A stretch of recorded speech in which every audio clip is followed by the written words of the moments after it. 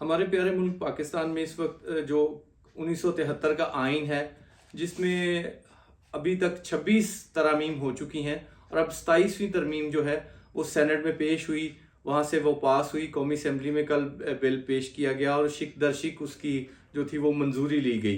तो हम देखते हैं कि इसमें ना सिर्फ फ़ौज के बुनियादी स्ट्रक्चर में कुछ ओहदों में तब्दीली हुई है और कुछ इम्यूनिटी दी गई है कुछ ओहदों को, सदर को, और जो हमारे फील्ड मार्शल साहब हैं ताहियात उनको कुछ मराद दी गई हैं। और इसके अलावा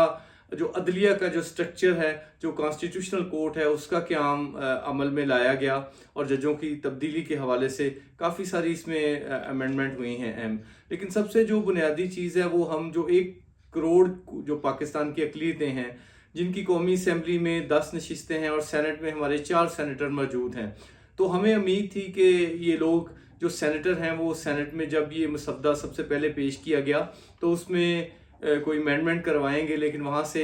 मिनॉरिटी के हक़ में कोई तरमीम ना आ सकी, कोई तजवीज़ ना आ सकी। चंद दोस्तों ने फ्लोर पे स्पीचेस की, लेकिन जो हुकूमती हमारे सेनेटर्स हैं उनका काम अपोजिशन की तरह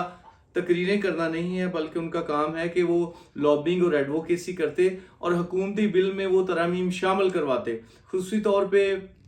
इसमें जो हमारी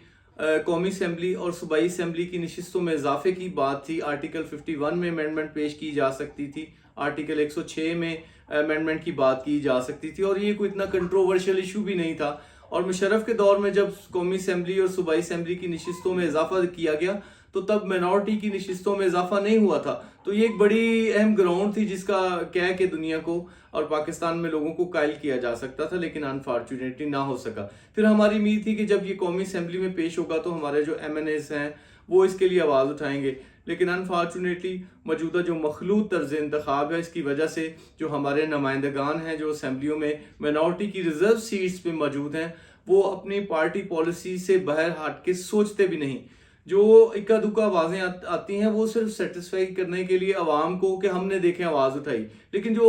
संजीदा नवैयत के जो ऐसा कोई काम हो सकता था वो हमें एफर्ट्स नज़र नहीं आती, जिसकी वजह से हमें जो अक़लियतें हैं बड़ी अफसोस का हमें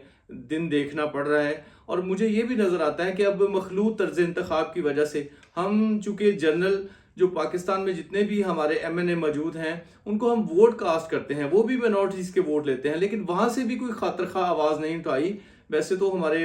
बिलावल भुट्टो साहब भी कहते हैं कि मैं मिनॉरिटी का वज़ीर-ए-आज़म देखना चाहता था, तो ये वक्त था कि वो आर्टिकल 91 में तजवीज़ करते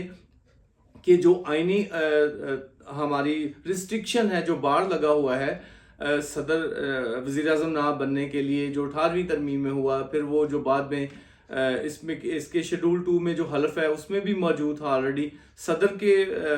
मिनॉरिटी में से नहीं आ सकता, उस पर पाबंदी है। तो उस पर बात पीपल्स पार्टी की तरफ से कोई भी नहीं आई, हालांकि उनकी लीडरशिप की पॉलिसी स्टेटमेंट थी। और जो पाकिस्तान PMLN है, जो रूलिंग पार्टी है, वो भी हमेशा उनके मिनॉरिटीज़ की खुल-डुल के बात करते हैं। लाहौर से उन्होंने बहुत सारे वोट लिए, बाकी हलकों से भी मिनॉरिटी के वोट, लेकिन कहीं से भी हमारे हक़ के लिए कोई आवाज़ सामने नहीं आ सकी, जिसका हमें अफसोस है। और उससे हमें इंटेंशन नज़र आती है कि जो पाकिस्तान की अक़लियतें हैं उनको कोई खातिर खा कोई समझता नहीं है कि हमें भी ज़रूरत है कॉन्स्टिट्यूशनल अमेंडमेंट की। हम जो पसमानदा कौमें हैं, जिसका प्रीएम्बल में आइन के इब्तदाइया में दिबाचे में लिखा हुआ है कि उनके लिए लेजिस्लेशन की जाएगी, लेकिन हम हमेशा देखते रहते हैं, लेकिन ना कोई असम्बली में हमारे लिए कानून साज होती है कानून साजी, ना वहाँ से कोई कॉन्स्टिट्यूशन में अमेंडमेंट की जाती है। तो ये बड़ा इससे हमें एहसास महरूमी पैदा होता है और समझते हैं कि हमें शायद इक्वल सिटीज़न नहीं समझा जाता। तो हमारी ये डिमांड है कि अगर पाकिस्तान में को आप एक लिबरल और जदीद मुल्क बनाना चाहते हैं, कायद-ए-आज़म का पाकिस्तान देखना चाहते हैं, तो हमारे लिए अमेंडमेंट करिए। तो आज मैं मिनॉरिटीज़ अलायंस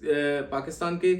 ये फोरम से ये कहता हूँ कि अमेंड फॉर माइनॉरिटीज़, यानी जो 28वीं आईनी तरमीम की बात हो रही है, उसका ये स्लोगन है कि अमेंड फॉर माइनॉरिटीज़। तो उसमें हमारी जो इलेक्टोरल रिफॉर्म्स हैं, जो मखलूत तर्ज इंतखाब है, इसका ख़ात्मा, डुअल वोट की बात और कौमी और सूबाई असम्बली की नशिस्तों में इजाफा की बात और वज़ीर आज़म और सदर बनने से जो हमारी डिस्क्रिमिनेशन है कॉन्स्टिट्यूशनल, उसके खात्मे की बात होनी चाहिए। और जो हम वफाकी शरई अदालत में ना कोई जज हमारा अपॉइंट हो सकता है और ना हम बतौर वकील पेश हो सकते हैं, इसमें भी अमेंडमेंट की बात होनी चाहिए। तो हम उम्मीद रखते हैं कि